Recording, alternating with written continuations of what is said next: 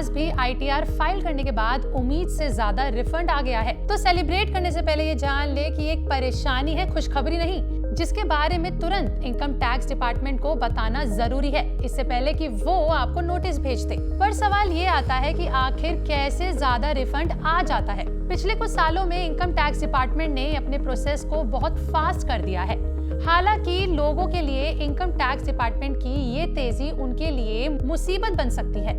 ऐसा इसलिए क्योंकि जब तक टैक्स पेयर को ये पता चलता है कि उसने आईटीआर फाइल करने में कोई गलती कर दी है और वो इसको सुधार पाए, उससे पहले ही इनकम टैक्स डिपार्टमेंट आईटीआर को प्रोसेस करने के रिफंड भी भेज देता है। ऐसे में टैक्स पेयर्स को अपनी गलती सही करने का मौका ही नहीं मिलता, जिससे ऐसी सूरत में होता ये है कि लोगों के खाते में एग्जैक्ट रिफंड से ज्यादा पैसे आ जाते हैं। ये इसलिए होता है क्योंकि लोगों को अपने आईटीआर की गलती सही करने में कुछ वक्त लग जाता है। वहीं इनकम टैक्स डिपार्टमेंट इतना फास्ट काम करने लगता है कि गलती ठीक होने से पहले ही वो रिफंड प्रोसेस कर देता है। वहीं ऐसा आपके साथ हो जाए तो एडिशनल रिफंड अमाउंट वापस ना करने की गलती बिल्कुल ना करें, वरना आपको आयकर विभाग की यानी इनकम टैक्स डिपार्टमेंट से नोटिस भेजा जाएगा। और अगर आपने एडिशनल रिफंड अमाउंट वापस नहीं किया तो आपके पास नोटिस आता है तो क्या होता है, ये एक बड़ा सवाल है, क्योंकि एडिशनल रिफंड आते ही आपको जल्द से जल्द रिवाइज आईटीआर फाइल करना चाहिए और एडिशनल रिफंड को वापस इनकम टैक्स डिपार्टमेंट को लौटा देना चाहिए।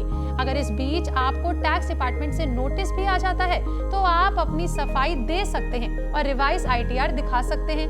टैक्स डिपार्टमेंट का टैक्स ऑफिसर आपको सेक्शन 143 का 3, 147 और 144 के नोटिस जारी कर सकता है। आपको एडिशनल टैक्स रिफंड पर इंटरेस्ट भी चुकाना पड़ेगा। ऐसे में जितनी जल्दी आप पैसे वापस चुकाएंगे उतना ही बेहतर आपके लिए रहेगा। लेकिन हाँ, इस चीज का ध्यान रखें कि आईटीआर फाइल करने से पहले आपको 7 चीजों को जरूर चेक कर लेना है। इसमें सबसे पहला है फॉर्म 16। एक नौकरी पेशा को आईटीआर फाइल करने के लिए सबसे पहले जरूरत पड़ती है फॉर्म 16 की, जो आपको कंपनी प्रोवाइड करती है, जिसमें आपकी सैलरी पर लगे टैक्स की सारी जानकारी मौजूद होती है। और अगर आपने अपनी कंपनी से कोई जानकारी छुपाई होगी तो वो भी फॉर्म 16 पर मेंशन नहीं होगी। लेकिन ध्यान रहे, अगर आपके पास फॉर्म 16 है जिसमें आपकी सैलरी पर लगे टैक्स की पूरी जानकारी है तो आपके लिए आईटीआर फाइल करना चंद मिनटों का काम हो जाता है। वहीं दूसरी तरफ ध्यान रखें कि 26AS फॉर्म में टीडीएस और टीसीएस जरूर चेक कर लें। ध्यान रहे कि अगर कोई जानकारी गलत है और आप उसे सही करवाते हैं, उसमें 7 से 10 दिनों का समय आराम से लग जाता है। फॉर्म 26AS चेक करने के बाद आपको AIS यानी कि एनुअल इंफॉर्मेशन स्टेटमेंट फॉर्म भी चेक करना चाहिए। इससे आपको पता चलता है कि आपकी पूरे साल में क्या क्या ट्रांजैक्शन की है।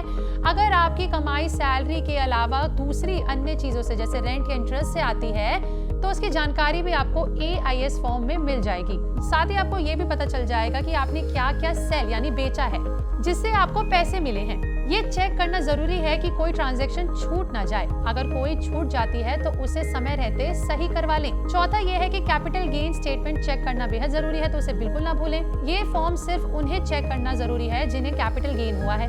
अगर आपने किसी शेयर या म्यूचुअल फंड में पैसे लगाए हैं तो आपको ये फॉर्म चेक करना बेहद जरूरी है। अगर आपको 1 लाख रुपए से ज्यादा का कैपिटल गेन होता है तो उस पर आपको 10% टैक्स चुकाना होगा। वहीं अगर आपको शॉर्ट टर्म कैपिटल गेन हुआ है तो आपको उस पर 15% टैक्स चुकाना होगा। इस टैक्स की कैलकुलेशन खुद ब्रोकरेज फर्म की तरफ से करके कस्टमर्स को भेज दी जाती है। पांचवा ये कि आपकी इंटरेस्ट से हुई कमाई को जरूर चेक कर लें। ऐसे बहुत से टैक्स पेयर्स हैं जो अलग अलग तरीके से हुई कमाई के बारे में रिपोर्ट नहीं करते। उसमें सबसे कॉमन कमाई है ब्याज की हुई कमाई। अगर आपने कोई एफडी कराई है या किसी सेविंग अकाउंट के इंटरेस्ट से आपकी कमाई हुई है तो उसे भी अपने इनकम में दिखाना जरूरी है। AIS फॉर्म में भी आपको ये जानकारी मिल जाएगी क्योंकि उसमें आपके पैन कार्ड से जुड़ी हर ट्रांजैक्शन का रिकॉर्ड होता है। ध्यान रहे, अगर आप गलत इनकम दिखाते हैं तो आपको इनकम टैक्स डिपार्टमेंट की तरफ से नोटिस आ सकता है, तो बिल्कुल भी गलत इनकम ना दिखाएं। 6th ये कि क्रिप्टो एसेट से हुई कमाई को दिखाना बिल्कुल ना भूलें। अगर आपने किसी क्रिप्टो एसेट पे पैसे लगाए हैं तो आपको उससे हुई कमाई को भी दिखाना बेहद जरूरी है। क्रिप्टो एसेट से हुई कमाई पर आपको 30% टैक्स चुकाना होता है। आईटीआर फाइल करते वक्त इसके बारे में जरूर बताएं, वरना इनकम टैक्स डिपार्टमेंट का नोटिस आपके पास फौरन आ जाएगा।